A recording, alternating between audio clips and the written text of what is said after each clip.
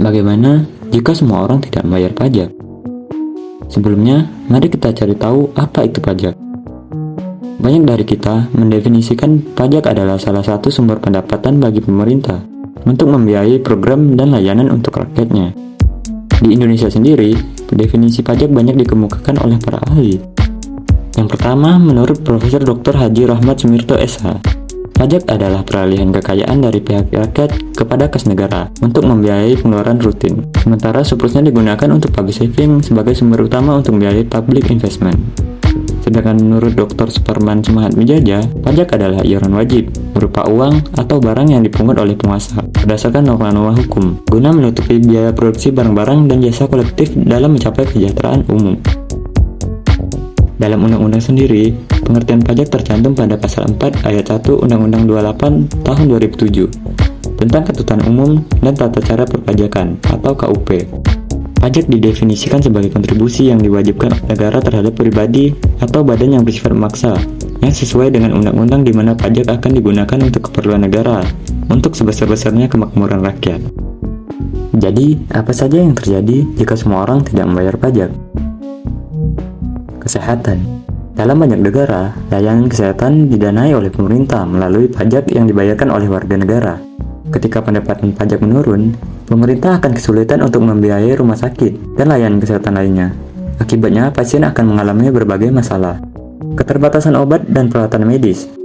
Jika pemerintah tidak memiliki cukup uang untuk membeli obat-obatan dan peralatan medis, maka pasien akan kesulitan untuk mendapatkan perawatan yang mereka butuhkan.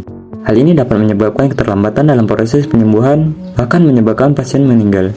Kurangnya tenaga medis.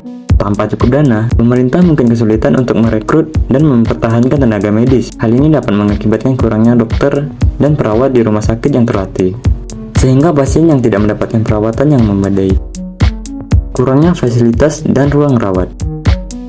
Ketika pendapatan pajak menurun, pemerintah mungkin harus melakukan pemotongan anggaran untuk membiayai pelayanan kesehatan. Hal ini dapat menyebabkan kurangnya fasilitas dan ruang rawat di rumah sakit, sehingga pasien harus menunggu lama untuk mendapatkan perawatan, atau bahkan harus dirujuk ke rumah sakit lain yang lebih jauh. Kurangnya perawatan preventif. Ketika anggaran kesehatan terbatas, pemerintah mungkin harus memprioritaskan perawatan penyakit daripada perawatan preventif. Hal ini dapat menyebabkan kurangnya program kesehatan yang dirancang untuk mencegah penyakit, seperti imunisasi dan pemeriksaan kesehatan rutin. Pendidikan. Pendidikan adalah salah satu aspek penting dalam pembangunan suatu negara. Dalam keberlangsungan dan kualitas layanan pendidikan, sangat tergantung pada pendapatan pajak. Kurangnya sumber daya. Dalam banyak negara, anggaran pendidikan didanai oleh pajak yang dibayarkan oleh masyarakat.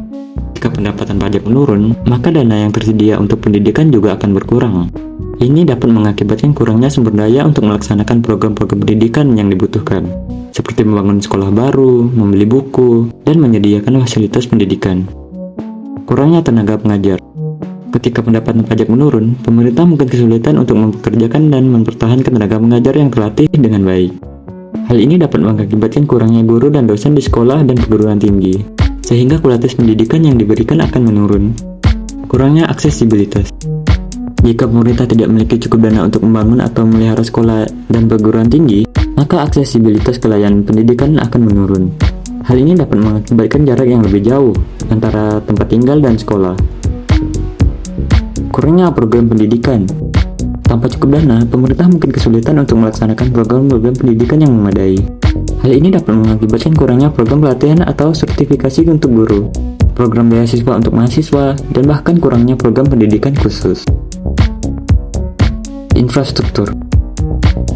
Ketika pemerintah kekurangan dana, mereka akan dipaksa untuk membatasi, bahkan menghentikan program penting yang dapat berdampak kepada kesejahteraan masyarakat. Infrastruktur mungkin akan rusak dan tidak terawat dengan baik, dan juga pembangunan infrastruktur baru tidak dapat lagi dilakukan, seperti pembangunan jalan raya, jembatan, tempat ibadah, dan lain-lain, sehingga menghambat pembangunan dan kesejahteraan masyarakat. Sosial dan ekonomi.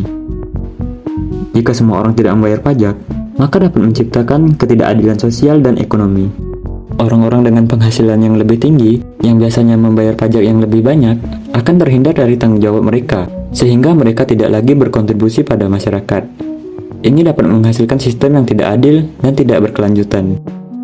Ketika pajak tidak dibayar, negara tidak akan berfungsi dengan baik dan dapat menyebabkan kerugian yang signifikan pada masyarakat dan ekonomi. Oleh karena itu, membayar pajak adalah tanggung jawab sosial dan kewajiban warga negara yang sangat penting untuk memastikan kelanjutan dan kemakmuran negara. Terima kasih sudah menonton video ini, dan untuk kalian yang suka konten ini, saya juga suka kalian.